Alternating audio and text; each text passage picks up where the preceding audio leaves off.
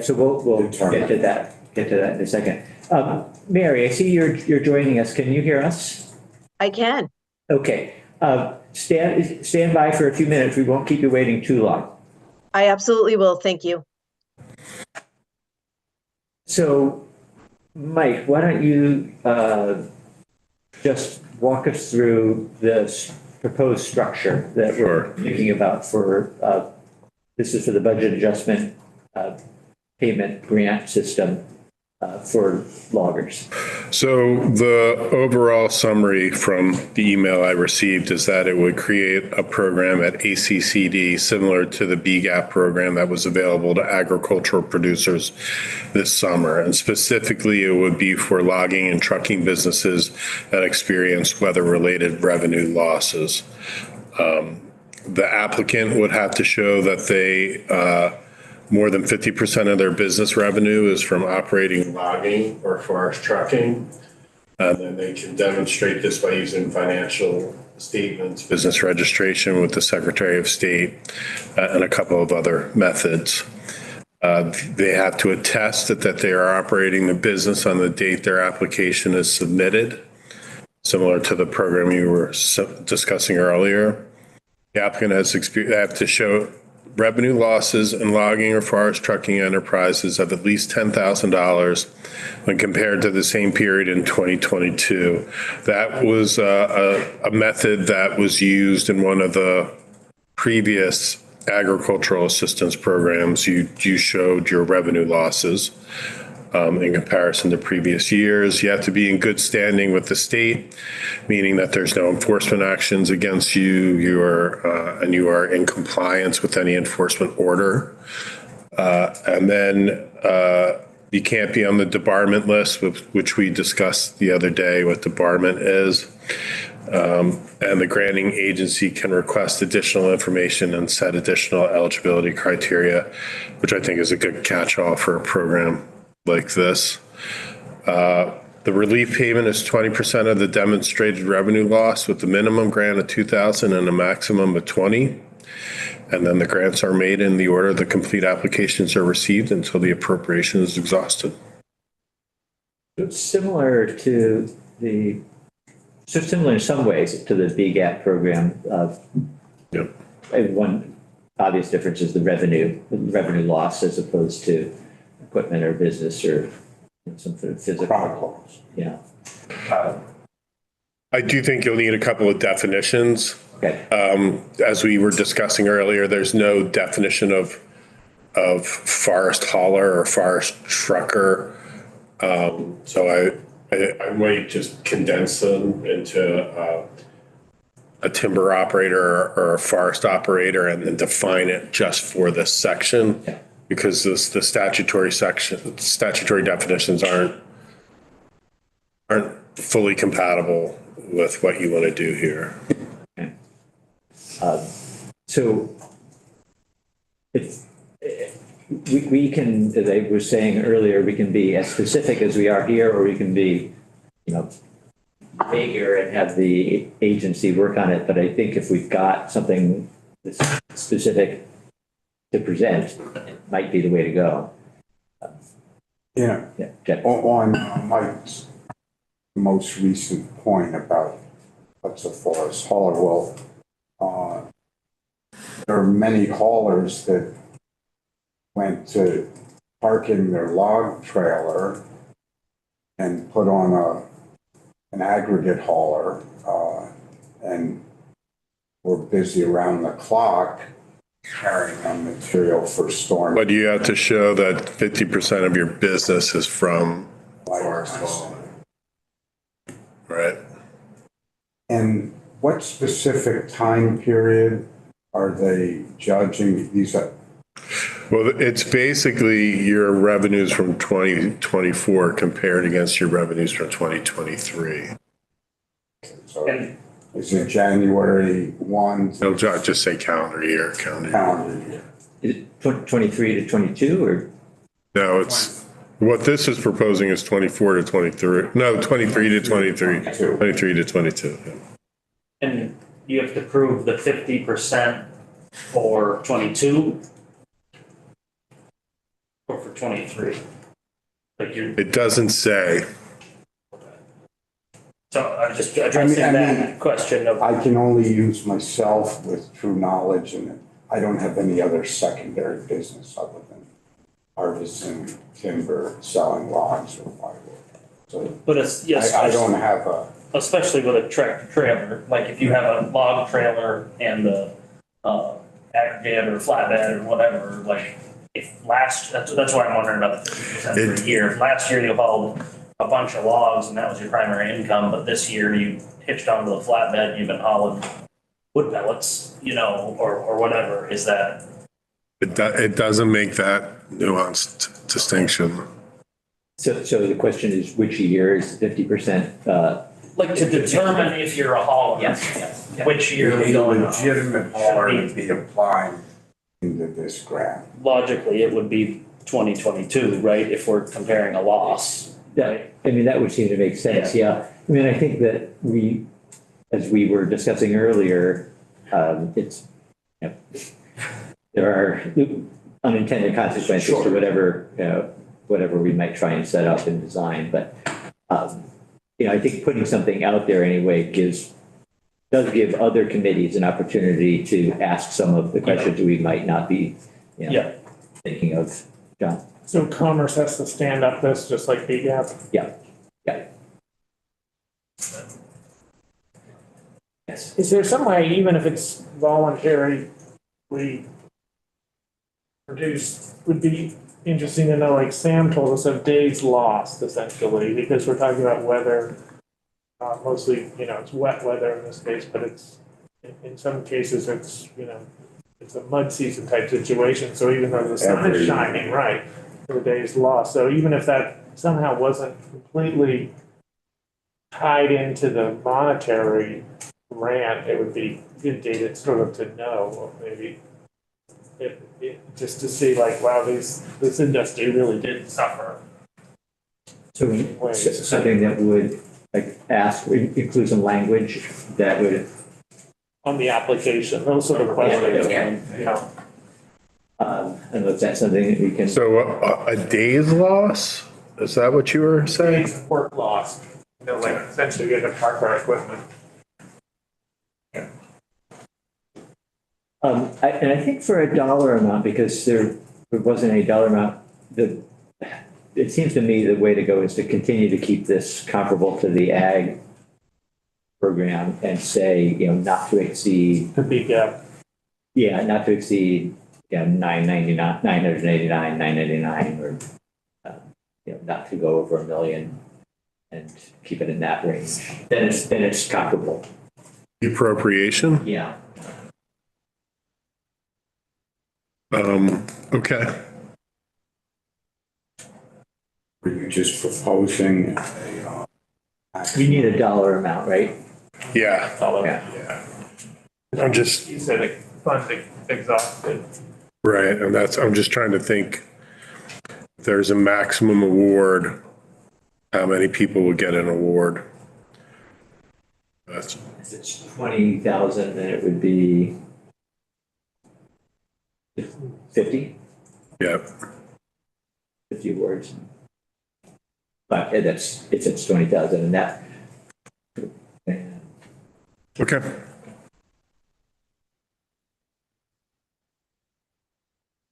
Yeah. Any idea what's the count on loggers and haulers in no, this state? we There's no data on this? do not have data on that. As the organization, we thought there might be a few hundred, and then I was at a meeting out in Groton last summer, and someone shows up, there are 200 logging contractors just around Lindenville, or, so. A lot more than dairy. Yeah, so the answer is, John, I do not have a number, and we've never found someone to accurately come up with that number. And we know, again, from the ag example, that not far from every farmer applied for assistance in that. And maybe that's different in the sense that not every part of the state was affected in that scenario, but what would be here. So what I'm thinking is, we'll see if there's other thoughts, questions, and then when we're at a place where we have talked this out, we can send Mike back to draft something. And then, and while he's doing that, we can hear from Mary Hayden on the food security piece. Okay. Before you go, Mike, any other thoughts? Well, just, the cap, 950, is it 800, is it 850? So you just want to appropriate $1 million, right? Yeah, I think so. Yeah.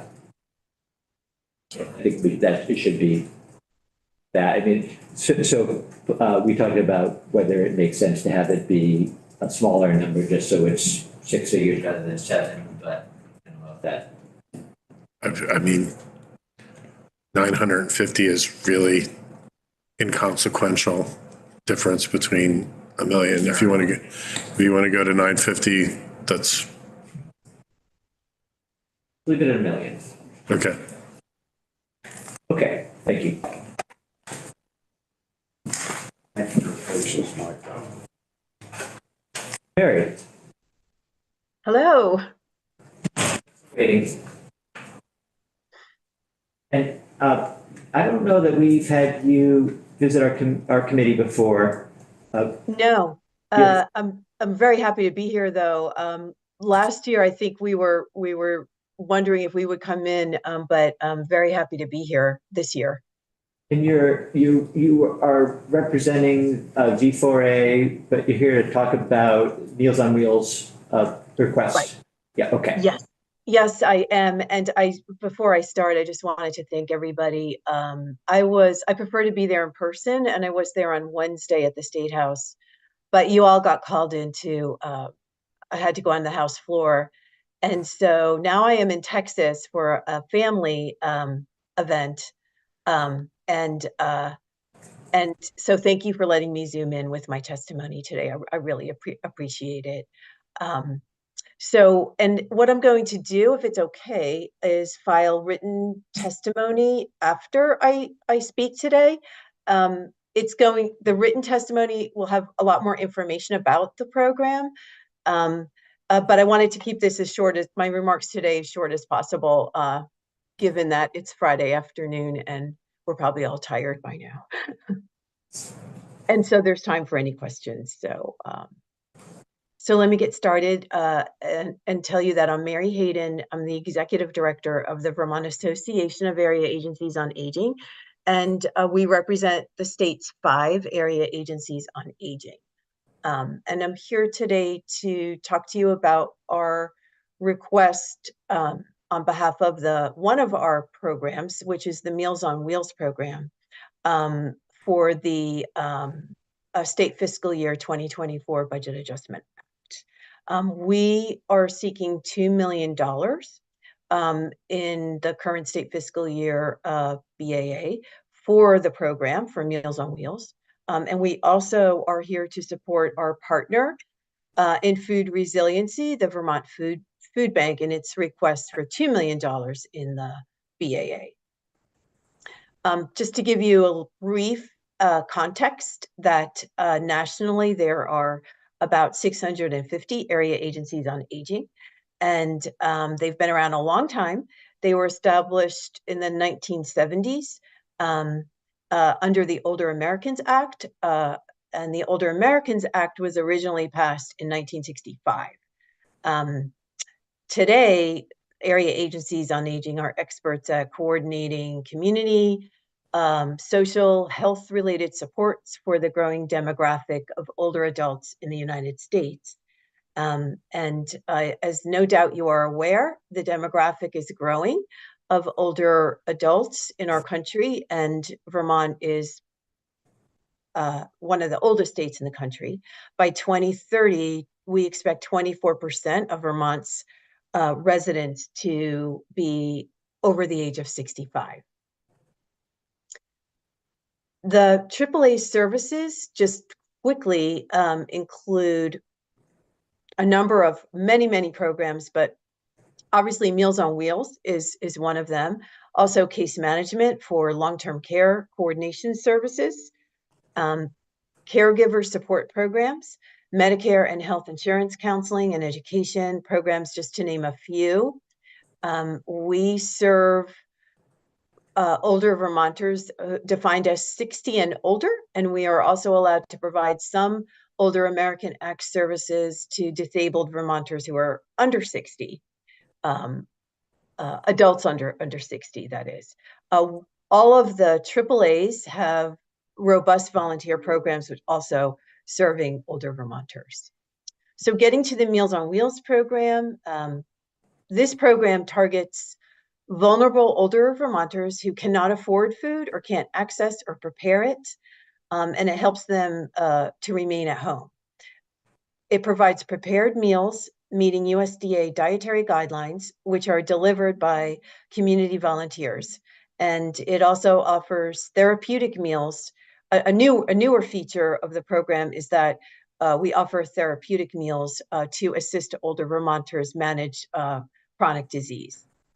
The nutrition program includes home delivered meals, community or congregate meals that can include what is now called grab and go meals, as well as restaurant ticket meals. But the program also includes nutritional counseling, nutrition education and outreach, and promotes socialization for the meals recipients. A vast network of community and meal site staff and volunteers prepare and deliver the meals and provide social contact and wellness checks for meal participants. And the area agencies on aging manage the program at the regional level through their nutrition directors who provide oversight, contract management, financial management, quality assurance, technical assistance, federal and state data reporting, education, and outreach. The AAA's contract with meal vendors and then use federal and state funds to provide meal reimbursement to those providers. Every year we establish a meal reimbursement rate, which gets passed on to the meal providers. So getting to the funding picture, under the Older Americans Act, and it's Title III of the Act, the funding is passed from Dale to the AAAs, who, as I said, enter into contracts with meal providers. Currently, there are 47 contracts in the state. So a lot of contracts. Some meal providers are very small community meal providers through senior centers or other small kitchens to larger providers. And those providers prepare and deliver the meals, again, using community volunteers and in compliance with Older American Act standards. AAAs and the meal providers are also permitted to fundraise, that is, if they are not-for-profits, and apply for grants. Last year, we were very grateful that the legislature added $1 million into the base budget for home-delivered and congregate meals for seniors. However, the very welcome increase in funding does not provide enough meals for the growing demographic of older Vermonters. And just to give you an idea, if we look at the average cost per meal and the number of meals we served last year, the gap is growing to be nearly $4 million, even after the generous support we're receiving from the state, which also includes the general fund match. And the AAAs and the small community meal sites just cannot make up this gap through local fundraising. And over the past year, providing emergency meals and the delivery of the meals to older Vermonters who were stranded due to this year's catastrophic flood and power outage events has caused even more budget shortfalls. Last year, we served about 1.2 million meals to 16,250 older Vermonters, and that was about a 5% increase over the prior year. And so far, in the first quarter of our fiscal year, which starts October 1st, we're seeing year over year an increase in the first quarter. So we are monitoring to see if we are going to have even more folks needing Meals on Wheels next year or in the current fiscal year. So as stated, the area agencies on aging are requesting a $2 million in base funding in the state fiscal year 2024 Budget Adjustment Act due to meet the nutritional needs of this growing demographic of older Vermonters. I want to also let you know that the Vermont Association of Senior Centers and Meal Providers, Hunger Free Vermont, and the Vermont Food Bank also support our request. We have requested that the House Committee on Human Services support the request. We ask that your committee also support our $2 million BAA request, as well as Vermont Food Bank's request for $2 million in additional base funding. So thank you again for a chance to rather quickly walk through our request under the BAA, and I am certainly happy to respond to any questions you may have. Thank you, Mary. Let's see, who's got a question? John, Representative O'Brien. Mary, what was the number again on how many meals you served last year? It was approximately a 1.2 million. Thank you. I can give you the written testimony will have the actual very precise number. Okay, got it. And Mary, can you just remind us the budget that is currently in place allocated $1 million? Yes, into the base budget. Into the current year, yeah. And in previous years, has it been a different amount? Yeah, previous years, it was, I think, 50,000. It was just about nothing.